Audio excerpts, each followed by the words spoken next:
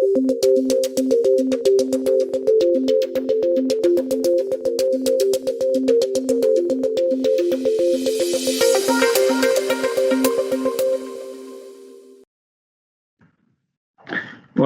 good evening, everybody. I want to welcome every one of you to this fantastic talk by two of my colleagues. Today, we're talking about emerging trends in the interdisciplinary treatment of obesity and infertility. We're going to focus on the role of medications, diets, and bariatric surgery. The speakers are outstanding. Dr. Carol Cox is an assistant professor of OBGYN at USF, and her clinical practice is at AdventHealth Tampa. My partner, John Paul Gonzalvo, is a bariatric surgeon, and he moved with me to AdventHealth from USF 2 years ago. We established the Bariatric and Metabolic Institute at AdventHealth Tampa, and we started a great practice here. The learning objectives today would be to discuss the link between female infertility and obesity, and we're going to review practical approaches for diagnosis and treatment of PCOS and insulin resistance. And in addition, one of the objectives is to analyze the impact of bariatric surgery on female infertility and gestation. The speakers have no disclosures to make. This is a picture of the three bariatric surgeons at AdventHealth. John Paul Gonzalvo and I joined John Dietrich at AdventHealth Tampa, and we established the Bariatric and Metabolic Institute. AdventHealth built us a great center that's interdisciplinary, and we are patient-centered, hypothesis-driven, outcomes-focused, evidence-based, and we work in a faith-based organization, and that adds a very great dimension to patient spirituality and taking care of body, spirit, and mind. That's how your patients will experience our center. We built a bariatric-friendly center with large spaces and large chairs and well-lit areas. I'm going to take you briefly into the back where patients are seen. This is the nurse's station where patients are weighed and triaged into exam rooms, and this shows one of the exam rooms in our center. I think this is my introduction, and I'm going to ask Dr. Carol Cox to start her part, and then be followed by Dr. John Paul Gonzalvo. Hi. Hello, everyone.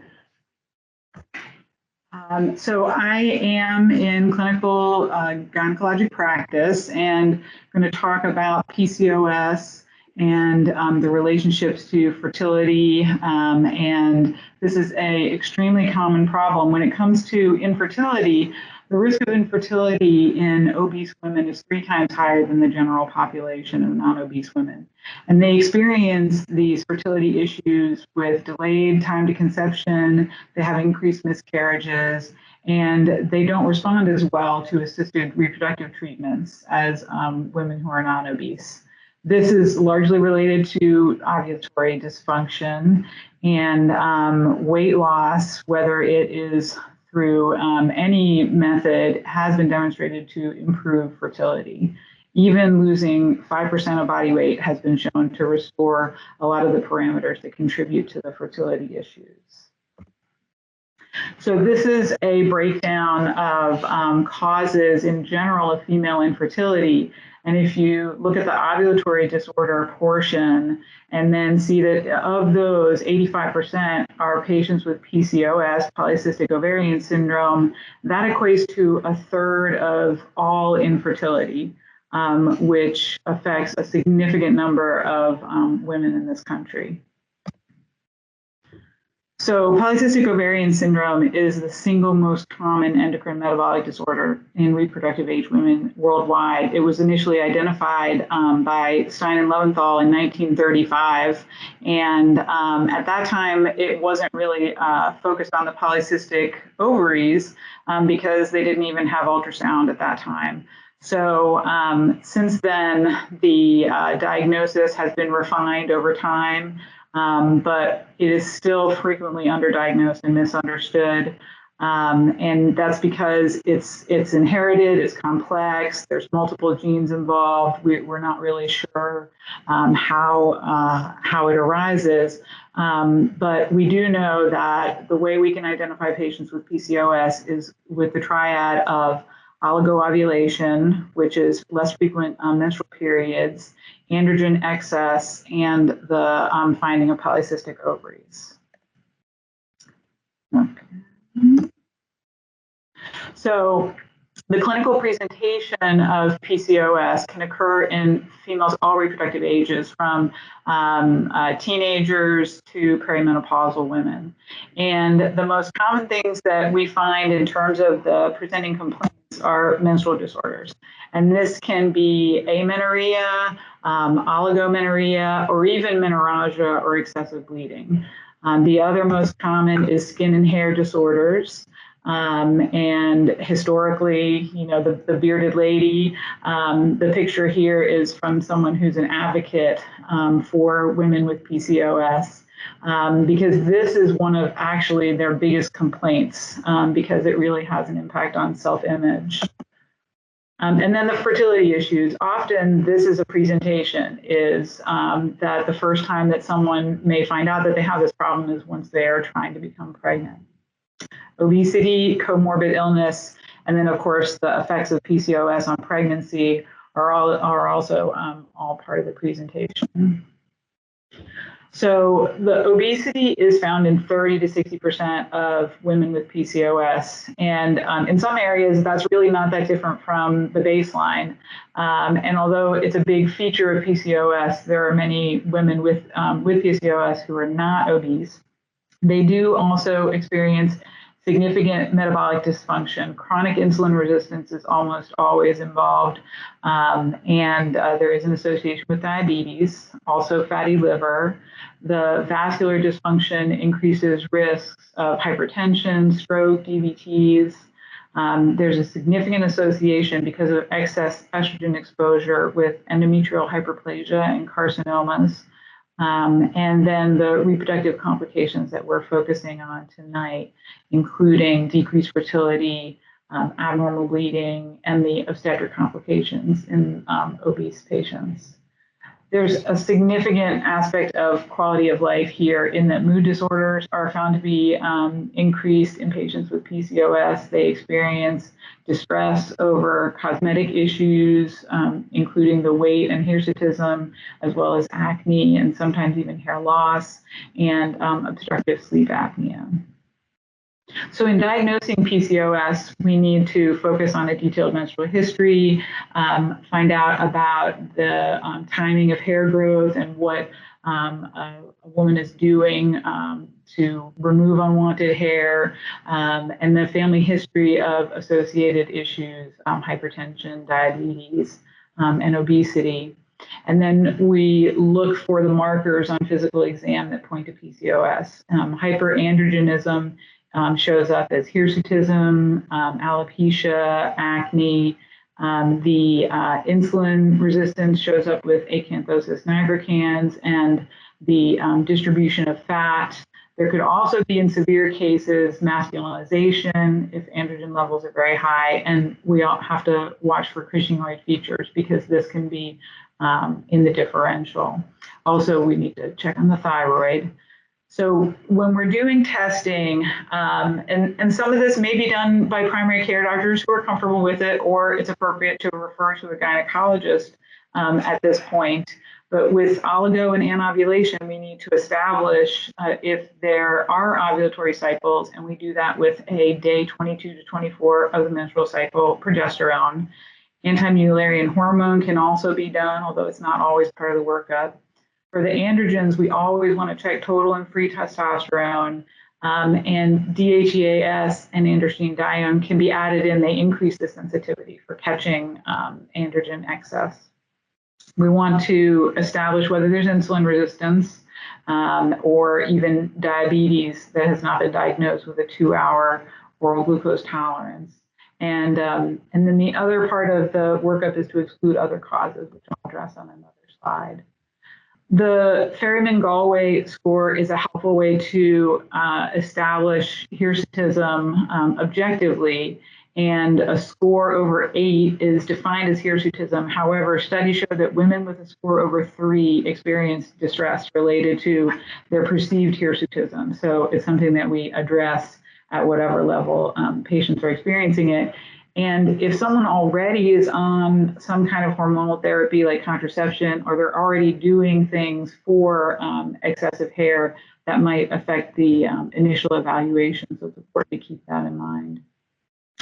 In the differential, we have to rule out thyroid disorders, hyperprolactinemia, and then more rare things such as non-classical congenital adrenal hyperplasia, androgen-secreting neoplasms, and Cushing's syndrome. These last 3 would be primarily if you find something on the labs that is really not what you would expect, or if there are features on the physical exam that suggest them. And in severe insulin resistance, there are some rare disorders, the Hair-Ann syndrome and lipodystrophy, that you would identify on the 2-hour oral glucose tolerance test. So the imaging for PCOS, and this is most often how people might think that the diagnosis is made, is that on a pelvic sonogram, they say that there's polycystic ovaries, but there's actually a defined measurement that is supposed to be used for PCOS in terms of the ovarian morphology. We look for an ovarian volume over 10 mLs, or an antral follicle count over 12. And that is that classical string of pearls appearance where there are these small follicles going all around the rim of the cortex of the ovary. If the patient is already on hormones, such as oral contraceptives, then this may affect the sensitivity of the sonogram. Or if she's actually ovulating at the time that the sonogram has been done, you might not pick it up there. But it's not absolutely necessary for the diagnosis. It's really more the other findings that are important. The other thing that we look at is the endometrial thickness, because that could point towards hyperplasia or malignancy. Many patients could benefit from a hemoglobin A1C, especially if they have a strong family history. And then a lipid panel might not be part of the initial workup, but it is important once a diagnosis has been made because of the association with lipid abnormalities.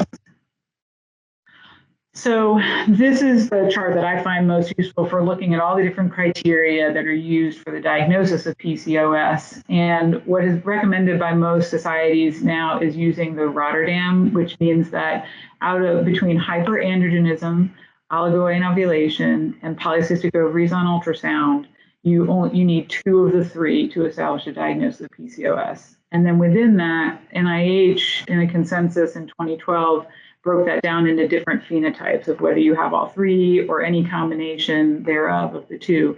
And patients can present in all of these combinations. You could have the phenotype C, where you have just hyperandrogenism and the polycystic ovaries on sono, but they're ovulating regularly.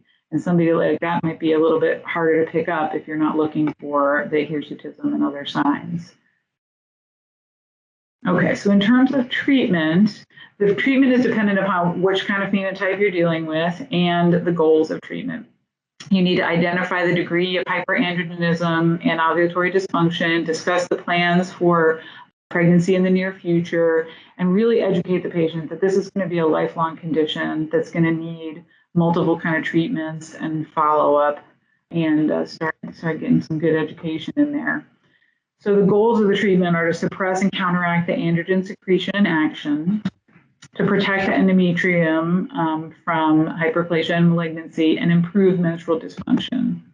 We want to improve her metabolic status and her ovulatory fertility once pregnancy is desired. So the treatment, the mainstay of treatment in these patients when they are not actively pursuing fertility, is hormonal. And if they have no contraindications, combined estrogen, progestin, contraceptives is really the best. It suppresses gonadotropins and androgen production. It will regulate the bleeding and protect the endometrium. And although sometimes it seems counterintuitive, there's plenty of evidence that shows that the risk of venous thromboembolism is the same as population match for body size. We have options that can help with compliance from just the traditional contraceptive pill to transdermal or vaginal rings. There's even a new vaginal ring out that lasts for an entire year. Progestin-only options really should be reserved for if estrogen is contraindicated. They protect bleeding, they control bleeding and protect the endometrium, but don't provide very much androgen suppression. And then we use GnRH analogs, but that's primarily in the endocrine setting in these severe insulin resistance syndromes. For hirsutism, this may be treated by a gynecologist or maybe dermatology if they're needing something beyond just hormonal therapy. But again, the hormonal contraception, and then if they haven't improved after 6 months on that, we can add in androgen receptor blocker or a 5-alpha reductase, or even a combination thereof if every 6 months as you're checking things are not improving. It's really important with the latter, with the androgen receptor blockers and the 5-alpha reductase, that they have effective contraception, because these drugs can feminize a male fetus in utero. Also topical, my current go-to is topical eflornithine, and it actually inhibits hair growth rather than, so it doesn't have the same risks as the systemic medications, and some patients find that it has less side effects. That hair removal is usually a necessary aspect, because once these hairs have become terminal hairs, they don't go away, but we can prevent them worsening and more extension of the hirsutism. In terms of the metabolic, which is where our bariatric colleagues come in, lifestyle modification with weight loss, we encourage as really the most effective thing for long-term improvement. And it also helps with return of fertility. As I said earlier, just 5% of weight loss can resume normal cycles, which is a good reason to have them on the hormonal contraception, so that while they're trying to lose weight and improve their health, they don't get pregnant right away, unless that's what they were working towards. And then insulin sensitization can augment the weight loss and the hormonal therapy. Metformin is typically what we use. And even though, if their insulin is elevated, they have glucose intolerance, that's the best candidate, it's often used in other patients as well, just to augment all the rest of the therapy. As far as infertility management, this is related to trying to improve the frequency of ovulatory cycles. They are worked up to rule out the other causes of infertility that affect the other 2/3 of patients. Lifestyle modification is encouraged, especially preconceptually, to make sure that they can have the most healthy pregnancy. And then clomiphene citrate has always been the mainstay. Letrozole more recently has been shown in head-to-head trials to be more effective, and it is recommended by the American College of OBGYN. However, it's not FDA approved currently for that. Metformin is used in conjunction with these drugs because it does improve the odds of pregnancy to use them in combination. And then for people who fail these regimens, gonadotropins are used. However, patients with PCOS have a higher risk of multiple gestation and increased risk of ovarian hyperstimulation. So they have to be aware of those possibilities. Finally, laparoscopic ovarian drilling, which is still in our armamentarium, but it doesn't really show any improvement over gonadotropins and exposes the patient to surgical risk. So that's in somewhat limited use at this point. And ultimately, in vitro fertilization and embryo transfer is always an option if they have failed all the other treatments.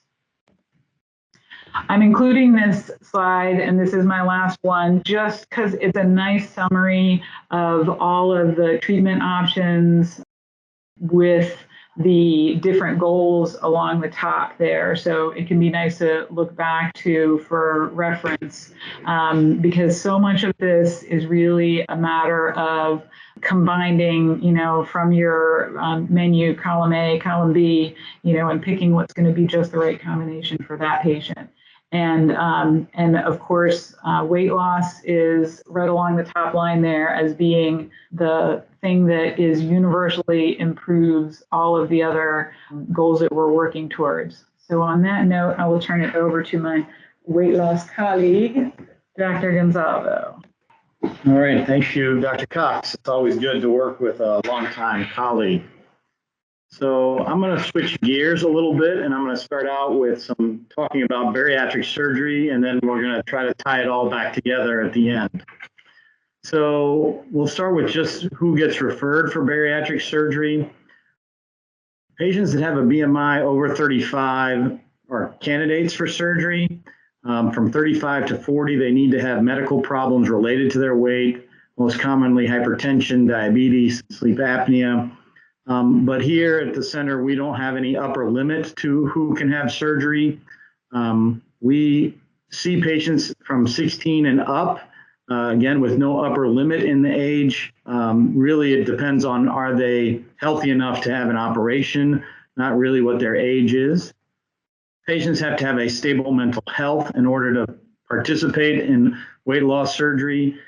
Mostly they have to be willing to make appropriate lifestyle changes to be successful with the surgery. And finally, we want to make sure they don't have any kind of substance abuse problems that may interfere with their success after they've had surgery. What does a patient have to go through to get surgery? Is unfortunately a long and drawn out process, mostly driven by insurance requirements. So most patients start their journey almost 6 months before they actually have surgery. And it starts with a referral from their doctor to come see us. And typically we ask them to participate in an information session. We used to do live sessions in the office, and today with the current pandemic, we do them all online, and we have a website for that. And then they shortly thereafter will see the surgeon to discuss their options. Most insurance companies require anywhere between 3 and 6 months of supervised dieting, which in years past, we used to send the patients back to their primary care doctors to do this. But what we found is that really the patient needs better education about eating appropriately for after surgery. And so we do that here in the office now with dietitians that we have in our office, and we're trying to teach them how to eat and start changing the way they eat to what they should be eating after their operation. Insurance companies require everyone to see a psychologist to be cleared for surgery, and many of our patients require pulmonary and cardiac clearance along the way. So eventually, though, they'll reach the bariatric surgery, and then after surgery, we're committed to seeing these patients on a very frequent basis. About every 3 months the first year, every 6 months the second year, and then at the 2-year mark, they turn into what we kind of consider as a chronic disease model, where they would see their surgeon once a year and do most of their follow-up now with their own physicians and primary care doctors. But we still think it's important to touch base with the surgeon, just like you might touch base with your oncologist after a cancer diagnosis, because we are looking for problems that they may be running into and recurrence of disease, because this is a chronic disease. It affects patients their entire life. The surgery sets them on a new path, but typically we still have the same issues to deal with, and we're dealing with genetics here that, we haven't changed their genetics, and they still have the possibility of gaining weight. So it's lifelong follow-up for our patients. And it's not uncommon for them to then go on to need plastic surgery procedures for their skin or orthopedic procedures for their joints. But hopefully we've put those off for a longer period of time with the weight loss that they've achieved. This slide I include because these are the 4 most common surgeries that are done in the United States right now: the band, the sleeve, the Roux-en-Y gastric bypass, and the duodenal switch. The band and the duodenal switch are still relatively uncommon, and they really account for less than 5% of all bariatric surgeries done in the United States right now. Most of the surgeries that are done, over 50%, is the sleeve, and the gastric bypass is probably in the 40th percentile. But this slide really is here to demonstrate that there are differences between each surgery. And what we've learned is that the lap band had a lot of variable weight loss from patient to patient, with a lot of variability in how well their improvement in medical problems was. The sleeve is a bigger operation, and so that has an improvement in overall weight loss and improvement in the resolution of comorbid conditions, with the bypass having even a better, tighter weight loss, expected weight loss, and expected improvement in diseases. And the duodenal switch is really the surgery that gives the most weight loss, but it also comes at the most nutritional consequences. So really you need a very compliant patient for a duodenal switch. So the type of procedures that we're offering in the office here for new patients is a gastric sleeve, which, as you can see here, is basically a removal of about 70 to 80% of your stomach, leaving you a thin, narrow stomach, sort of banana-shaped, and really is decreasing the amount of capacity that you have. So it's a restrictive surgery, but by removing the stomach, there's also a hormonal component that we're going to talk about later. The gastric bypass is a classic surgery where we make a small gastric pouch out of the upper part of the stomach, and then we divide the small intestine, bring the small intestine up to the gastric pouch, connect it there, and then connect the small intestine downstream to achieve what is basically a bypass and a Y-shaped for the Roux-en-Y, as is described in the name. This is a lap band procedure. And the reason I put this up here is that we no longer really offer the lap band procedure. We still take care of lap band patients because they do need care, but we haven't, none of us in this practice have implanted a band in the last 5 years. And the problem with the lap band, and that we're discovering as time goes on, is what you see in this x-ray. The patients develop a very dilated esophagus because essentially they've been over obstructed by the lap band for a long period of time. So today we don't really recommend the lap band to patients anymore. The weight loss was really not what we were hoping for, and the complication rates unfortunately have grown over the years. So as I've described, the amount of lap bands that are done in the United States has really dropped off, and across the entire world actually. So let me tell you a little bit about the sleeve gastrectomy.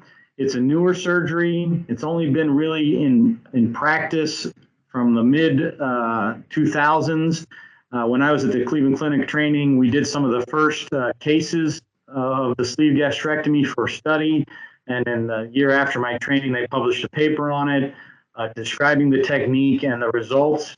So it really didn't become available to the public till about 2010, when insurance companies began to accept it as a surgical procedure and started paying for it. However, it has grown immensely in its popularity in the last 10 years, where now it is the dominant surgery in the United States for weight loss. But from a weight loss perspective, it generally gives a little bit less weight loss than the gastric bypass. So it's very dependent on where the patient is starting from and how much weight they need to lose, if the sleeve gastrectomy can really give them the kind of weight loss that they may need. It also has a slightly lower resolution of comorbid conditions than the gastric bypass. So that's important to understand when patients are starting to ask questions about what surgery maybe would be best for them. Sleeves have a few issues, and the one that we will have to really understand over the next 10 years is post-operative reflux. Patients develop at a 20 to 30% rate right now. And we really can't identify who or why end up having this reflux. There's a significant rate of de novo hiatal hernias that probably plays into their reflux. And unfortunately, there's probably a 10%, maybe 15% of patients right now are developing de novo Barrett's esophagus. And when you've removed the stomach, which would be important to have if the patient progressed their Barrett's esophagus to a cancer type situation, that may have some significant future implications that we still don't understand. So I just put these two pictures up. This is a stricture that developed after a sleeve. We stented that stricture to improve it, and the patient eventually did well. And on the other side is leaks, which are thank goodness, quite uncommon, but with the sleeve can take a long time to heal. The average time to heal is almost 3 months. And typically it's either treated with a stent or internal drainage. So it's important to understand that, the potential does exist for complications, but in the big picture, the sleeve gastrectomy has a very low incidence of complications for patients. We take care of all these problems for a lot of patients here in town, so we're quite versed in them. The gastric bypass has been done for over 50 years, so it is a very well-known surgery. It has been studied very extensively since its inception because surgeries that came before it for weight loss had complications, especially at the 20-year mark. And so these patients were studied for long-term results since the beginning. And so we have a very good understanding of this operation. It's always been considered the gold standard for weight loss and resolution of comorbid conditions. So it's really what other surgeries get compared to. It also has its own issues. It's a more complex surgery. It does have a slightly increased complication rate, but it's a small difference between the two surgeries.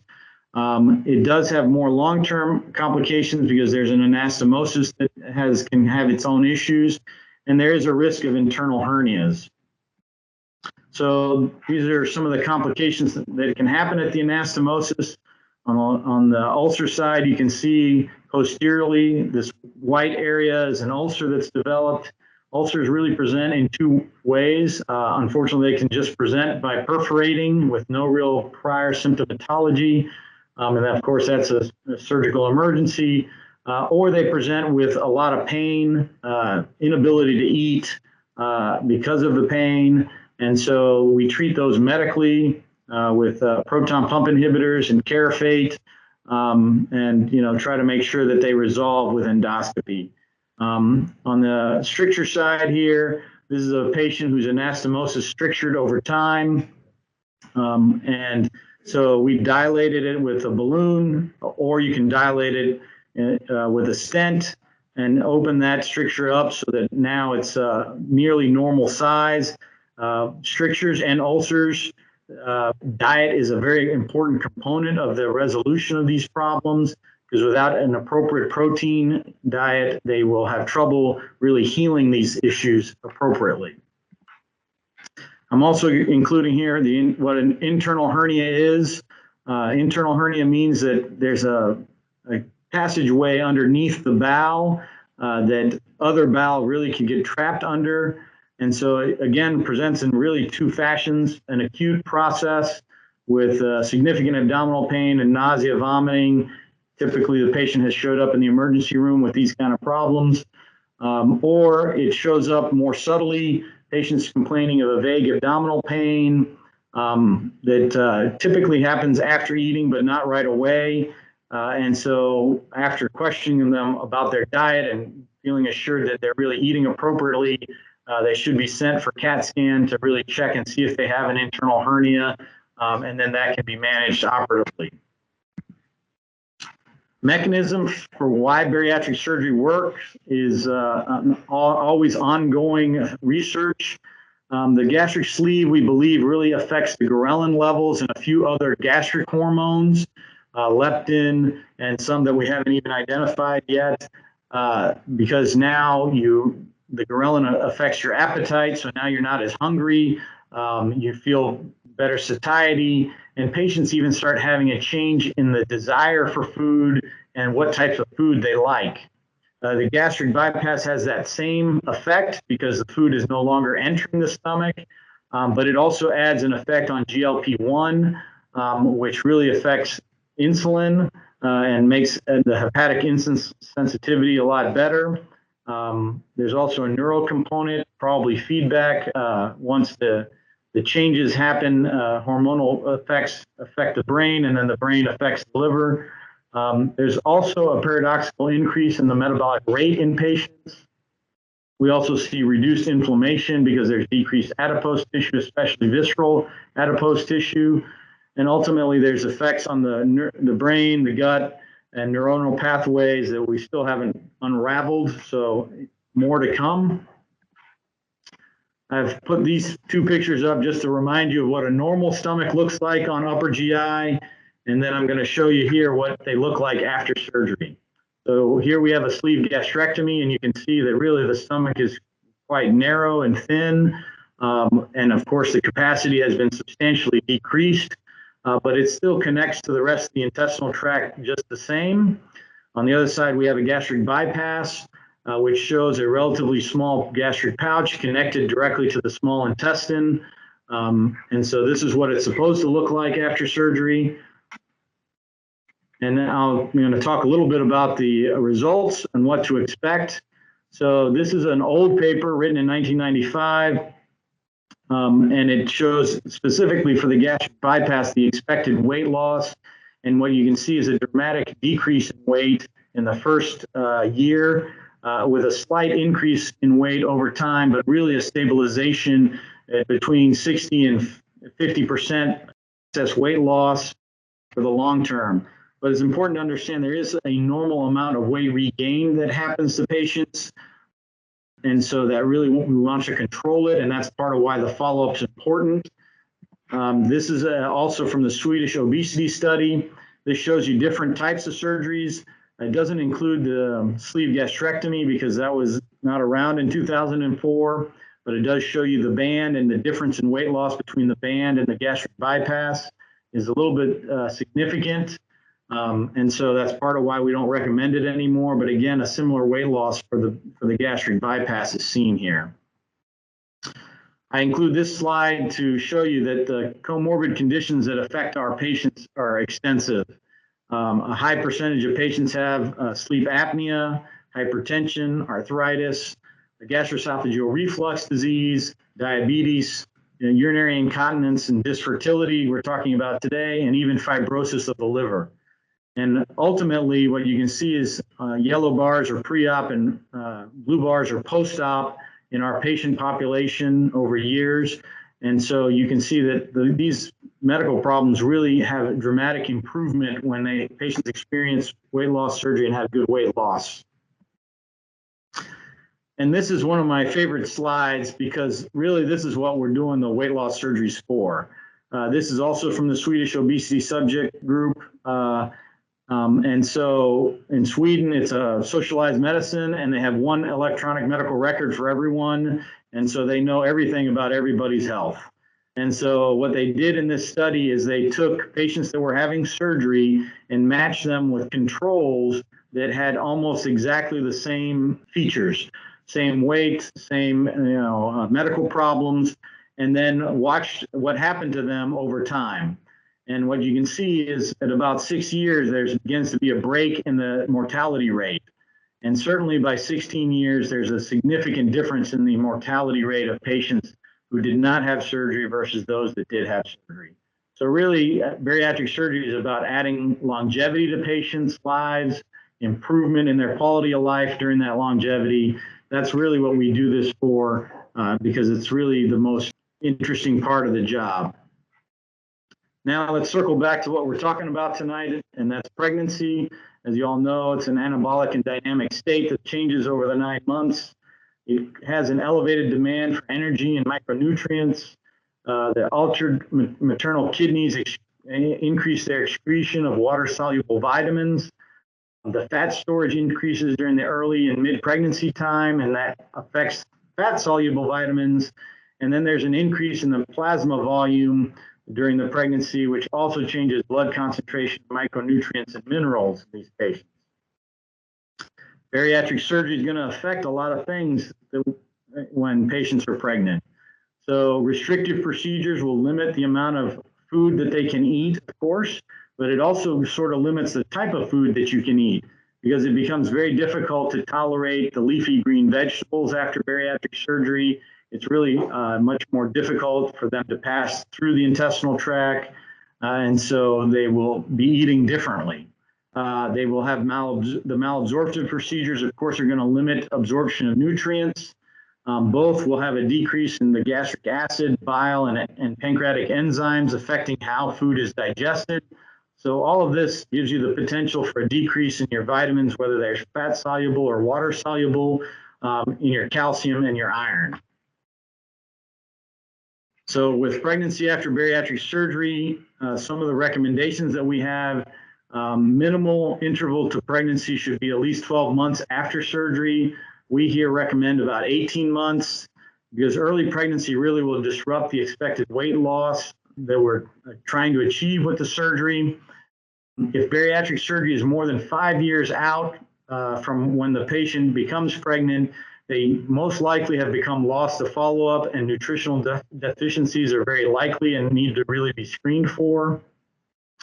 And if pregnancy occurs in less than 12 months from the surgery, really you have to be careful in monitoring the patient's protein and vitamin intake and make sure they have close obstetrical follow-up for the following reasons. Patients are at risk for small gestational age. They're at risk for premature delivery. Patients that have adjustable gastric bands have an increased band slippage rate, and patients that have a Roux-en-Y gastric bypass have an increased risk for internal hernias. That's a surgical emergency, and any surgical emergency imaging can be done and should be done first with an MRI, but if it's not available, a CT scan should be done with IV and oral contrast without delay to really diagnose these problems and address them as soon as possible before a surgical disaster occurs. What do we recommend to patients from a dietary perspective? Well, for patients that are not pregnant, they're recommended to eat between 80 and 100 grams of protein per day, carbohydrates in the 30 to 50 grams per day, fats 20 to 30 grams per day. Initially, they only eat between 600 and 700 calories per day, and typically with each month that passes, they're able to eat more, but a patient that's a year out, it probably eats about 1,200 to 1,500 calories per day.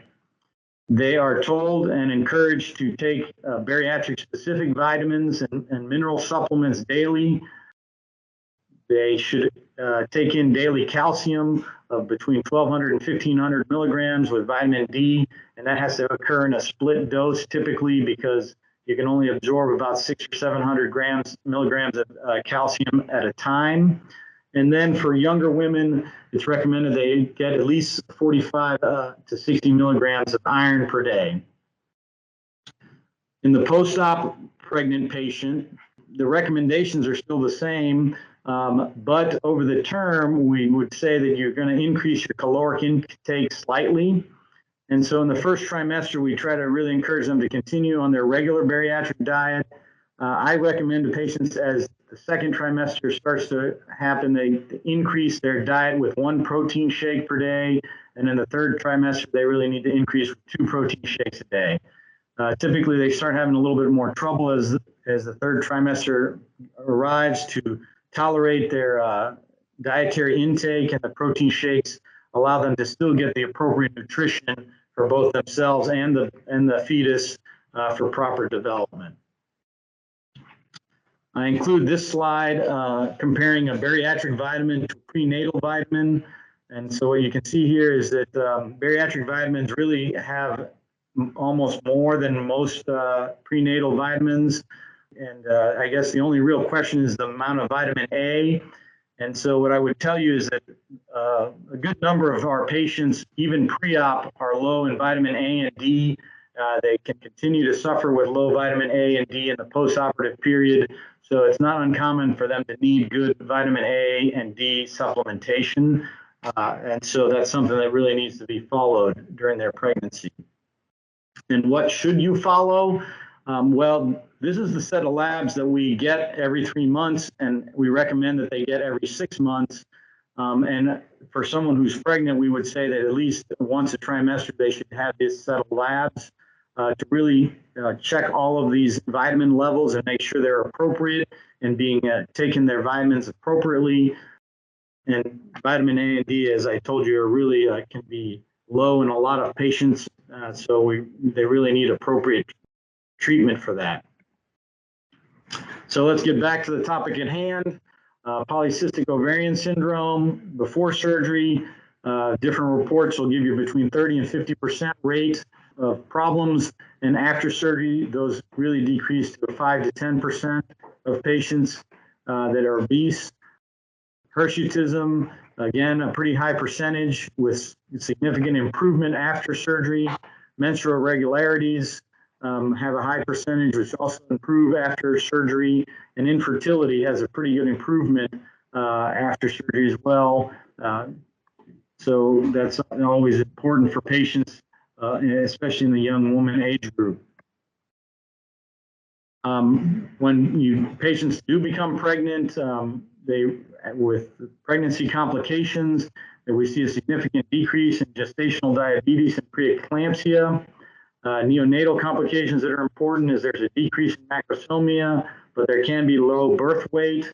There is a higher neural tube defect complication in gastric bypass patients, but typically that's only seen in patients that are not adherent to the vitamin supplementations that are recommended.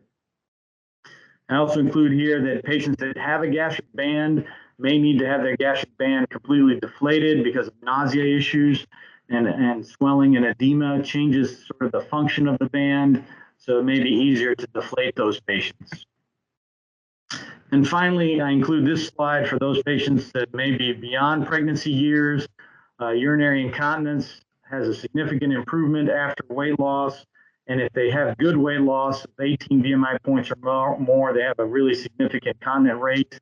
And fecal incontinence even occurs in the older population with a significant improvement with good weight loss.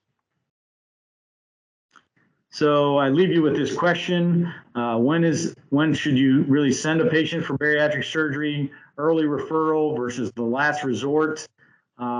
Really, we feel, of course, that early referral is the better option. Patients are healthier. They usually haven't gained as much weight. The surgeries can go quicker and smoother, and they really will avoid a lot of long-term medical problems by losing the weight, and of course, hopefully can raise families and have healthy lives. So overall, we know that obesity is a prevalent problem, and it can lead to OBGYN morbidity. And for women that have failed medical treatment, weight loss surgery is a viable and safe and effective option that hopefully they can be very successful with. So when you have patients that are overweight, it's important to talk to them about their weight, encourage them to make small lifestyle changes, such as giving up sugary beverages or the frappuccinos that they have every day on the way to work. Look for bariatric-related comorbid conditions, and ultimately, we hope you can refer them to us. We can help manage their weight with surgery or without, because we really feel like we can help patients in the long run. And I'd like to thank you for your time.